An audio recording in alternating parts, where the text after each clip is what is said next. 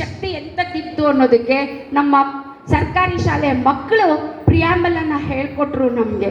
ಎಂಥ ಅದ್ಭುತವಾದ ಪ್ರಿಯಾಂಬಲು. ಅದರಲ್ಲಿ ಏನೆಲ್ಲ ಹಾಕ್ಕೊಂಡಿದ್ದೀವಿ ನಾವು? ಸ್ವಾತಂತ್ರ್ಯ, ಸಮಾನತೆ, ಭ್ರಾತೃತ್ವ, ಇದೇ ಬೇಕಾಗಿರೋದು.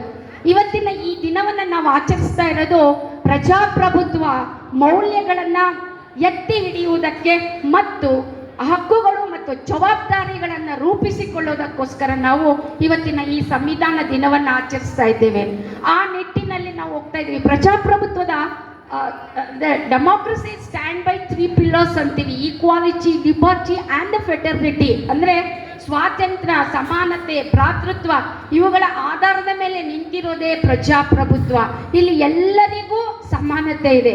ಹಾಗಾಗಿ ಮೀಸಲಾತಿಯನ್ನು ಅಂಬೇಡ್ಕರ್ ಅವರು ಎಲ್ಲ ಜಾತಿಯವ್ರಿಗೂ ಕೊಟ್ಟಿದ್ದಾರೆ. ನೋಡಿ, ನಾನು 2A ಅಥವಾ 3B ಇಂದ ಬಂದರೆ ಇನ್ನೊಬ್ಬರು ಕ್ಯಾಟಗರಿ 1ನಲ್ಲಿ ಬರ್ತಾರೆ, ಇನ್ನೊಬ್ಬರು ಕ್ಯಾಟಗರಿ 2ನಲ್ಲಿ ಬಂದಿದ್ದಾರೆ. ನಾವೆಲ್ಲ ಕ್ಯಾಟಗರಿಗಳನ್ನು ಉಪಯೋಗಿಸ್ಕೊಂಡೇ ಅಲ್ವಾ ವಿಶ್ವವಿದ್ಯಾಲಯಕ್ಕೆ ಸೇರ್ಕೊಂಡಿರೋದು, ಅಥವಾ ನಿಮ್ಮ ವೃತ್ತಿಗಳಿಗೆ ನೀವು ಸೇರ್ಕೊಳ್ಳುವಾಗ, ಪ್ರತಿಯೊಂದು ಕಡೆಗೆ ಶಾಲೆಗೆ ಸೇರ್ಕೊಳ್ಳುವಾಗ ಎಲ್ಲ ಕಡೆ ನಾವು ಕೊಡ್ತೀವಲ್ವಾ? ಏನೆಲ್ಲ ಕೊಡ್ತೀವಲ್ವ ನಾವು? ನಾನು ಕ್ಯಾಟಗರಿ 1ಗೆ ಸೇರಿದ್ದೀನಿ, 2Aಗೆ ಸೇರಿದ್ದೀನಿ, 3Bಗೆ ಸೇರಿದ್ದೀನಿ. ಇದೆಲ್ಲ ಏನು? ಇವೆಲ್ಲವೂ ಮೀಸಲಾತಿನೇ ಅಲ್ಲವೇ? ಇವೆಲ್ಲವೂ ಮೀಸಲಾತಿ.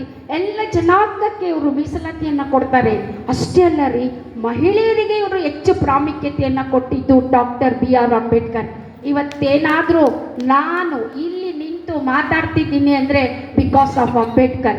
ಮೇಡಮ್ ಇಲ್ಲಿ ಕೂತಿದ್ದಾರೆ ಅಂದರೆ ಅದು ಬಿಕಾಸ್ ಆಫ್ ಅಂಬೇಡ್ಕರ್. ನೀವೆಲ್ಲ ಸ್ತ್ರೀಯರಿಗೆ ಕೂತಿದ್ದೀರಾ, ಪುರುಷರ ಜೊತೆ